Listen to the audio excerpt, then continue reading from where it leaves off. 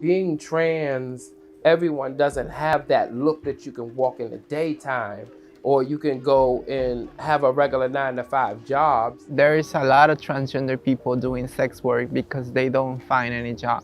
It's a survival thing.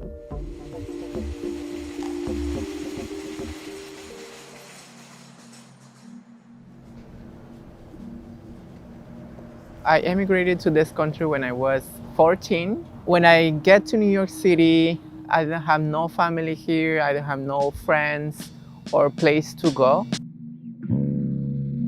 Bianey Garcia is a trans woman and activist who grew up in the Mexican city of Veracruz. In 2005, she paid a coyote to smuggle her across the border. She was hoping to find a community that would accept her sexuality. After living on the street for months, Garcia says she was taken in by a middle-aged Colombian man who used her immigration status to intimidate her into working for him as an underage sex worker. I do sex work for him. He always takes the money, he doesn't give me money to me. He forced me to do it because he was, threatening me by calling ICE, call the police. She eventually escaped and landed a job bussing tables at a Manhattan restaurant. When Garcia started taking hormones to begin transitioning, she says her changing appearance caused her to lose her job.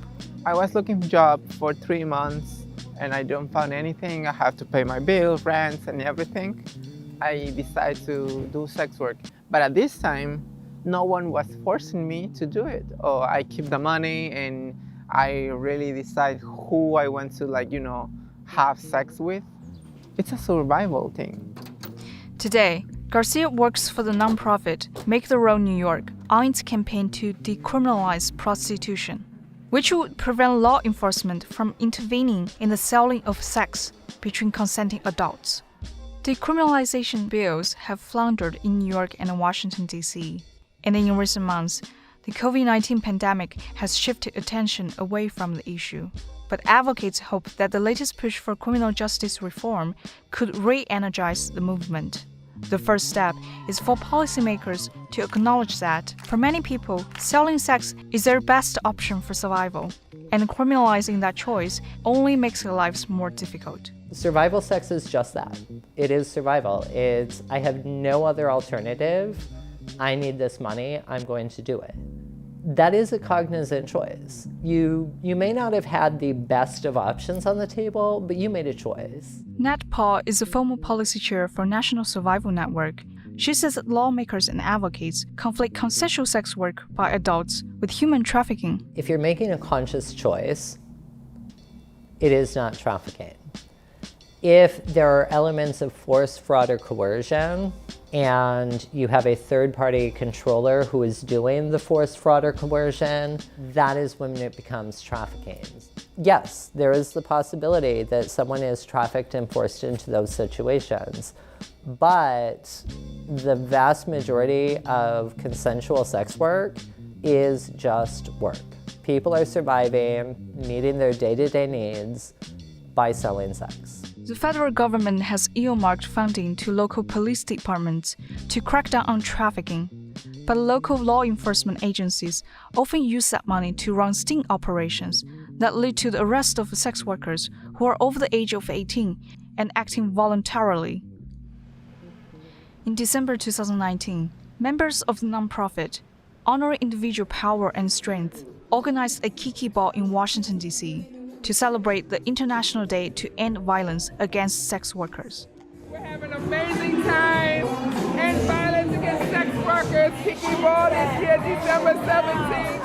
We love you. Ma, come on. Charisse Monet is a former sex worker and advocate, supporting the trans community in the D.C. area.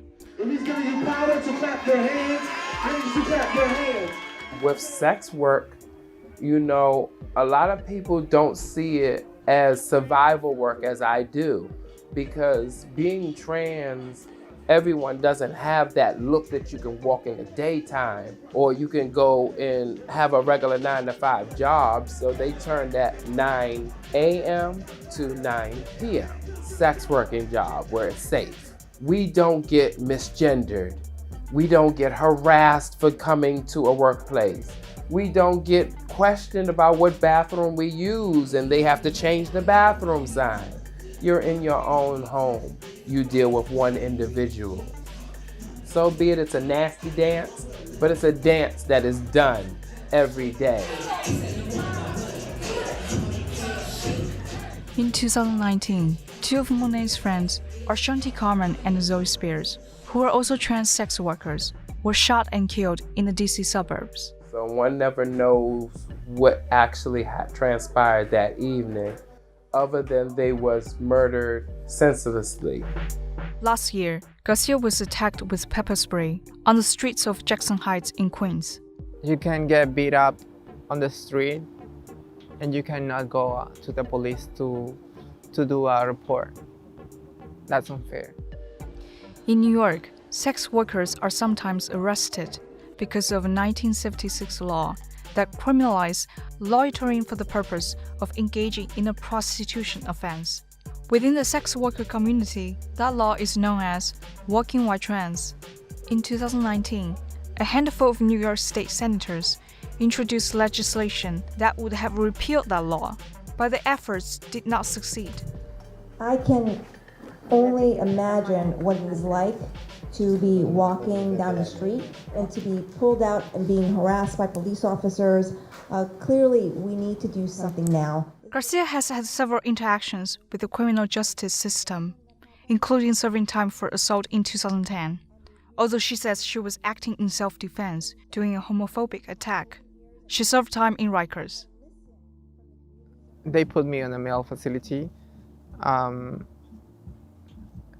my God, I was 19 years old at that time, and it was so difficult.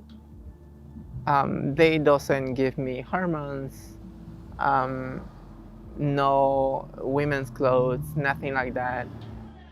As a survivor of sex trafficking, Garcia says the criminalization of sex work only makes it harder for victims to report abuses. When I was, forcing to do sex work, the option of, going to the police passed by my head.